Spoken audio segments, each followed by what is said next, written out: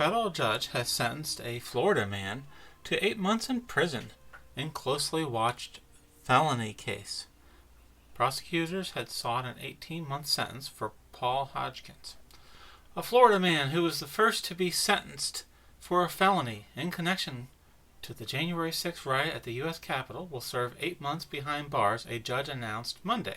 In reading his decision, U.S. District Judge Randolph Moss cited Hodgkins' sincere statements, lack of a previous criminal record, and lack of any leadership role in the mob. I didn't know that in any mob or riot or protest that there was leadership roles being sought. The judge had rejected Hodgkins' request to be classified as a minor participant in the riot, noting he was one of a small number of people who made their way onto the Senate floor. Alright, here's the gentleman here. He committed no acts of violence.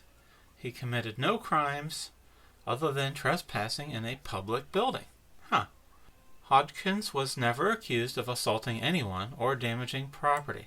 He took a selfie-style photograph and walked down the Senate well. A few feet away, several other individuals were shouting and praying. Well, we can't have prayer in the U.S. government. Hodgkins, here's the real crime, walked toward individuals and remained standing with them. At 3:15, he exited. So he entered the building 2:50 p.m., exited 3:15 p.m., didn't threaten anybody, didn't attempt any insurrection, walked around, took a selfie, and left. How strange.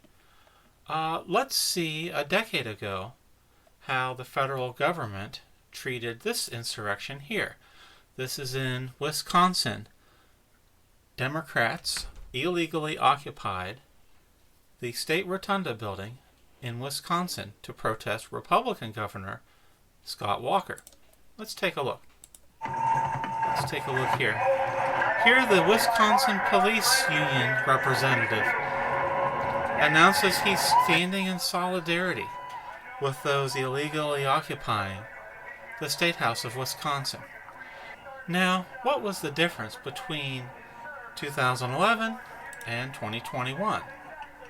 Well, no one faced arrest for illegally occupying and entering the public building here in Wisconsin.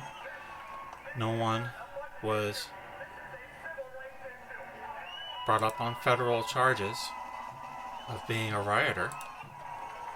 Also in Wisconsin, no one who was unarmed was shot and killed by police, as a person was during the January 6th Capitol riot. So, what do we have here?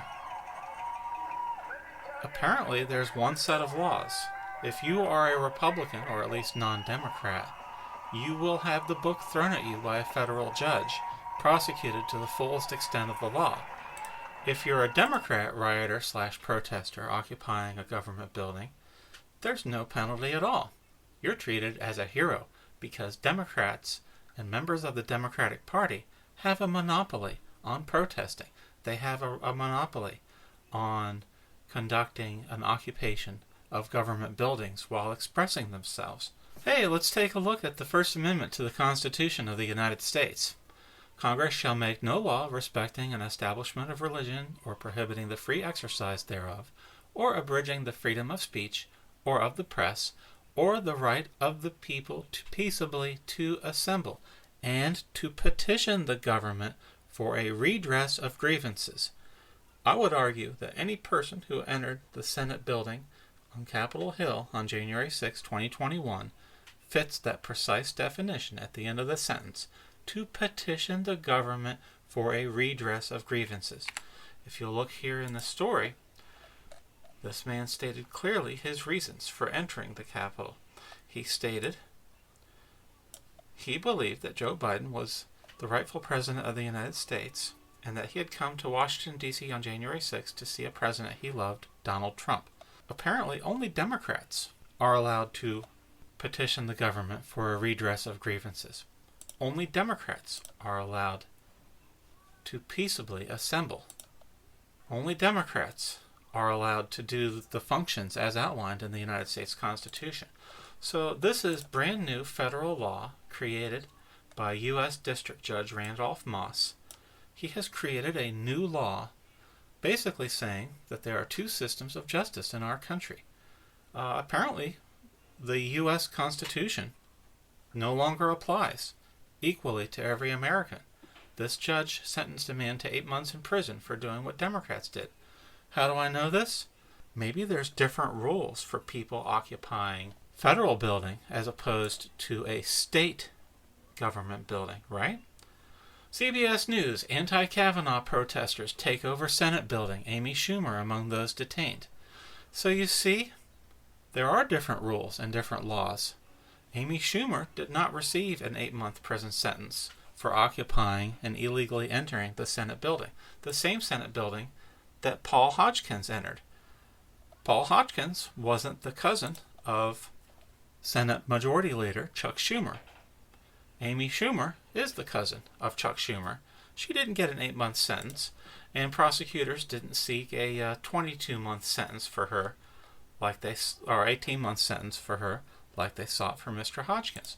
What's the difference? Amy Schumer is a Democrat activist, and Democrats have an exclusive monopoly on free expression, protest, and petitioning the government for a redress of grievances.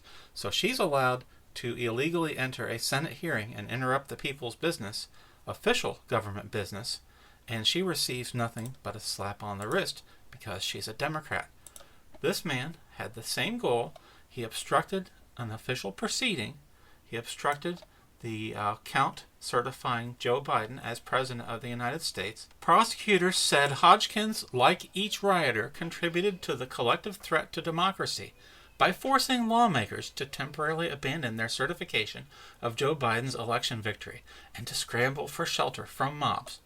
Now, nobody scrambled for shelter from Amy Schumer, but her activists interrupted the Senate hearings, putting in and confirming Judge Brett Kavanaugh as Supreme Court Justice. She interfered with the government business just as much as this man did. What's the difference? There are two systems of justice in America. Democrats get a get-out-of-jail-free card. Republicans have the book thrown at them. And we don't actually know what this man's political ideology is. Yes, he's carrying Trump paraphernalia, but he could have been a libertarian opposed to Biden. He could have been, anybody. But we do know what he actually did. He didn't harm anyone. He showed up to do precisely what the First Amendment states. He showed up to peaceably assemble and to petition the government for a redress of grievances. Now, you notice that the Bill of Rights does not say you should redress the government for your grievances over a Skype phone call, email, or postcard. It says petition the government for a redress of grievances. There is no crime of him doing this in person. He's petitioning the government for a redress of grievances. That's it. He should not have been sentenced to 1 day in prison for this. This is a crime against every American citizen, because if the First Amendment and the Constitution of the United States only protects the Democratic Party, then we do not have a national union and we do not have a United States of America. Thank you.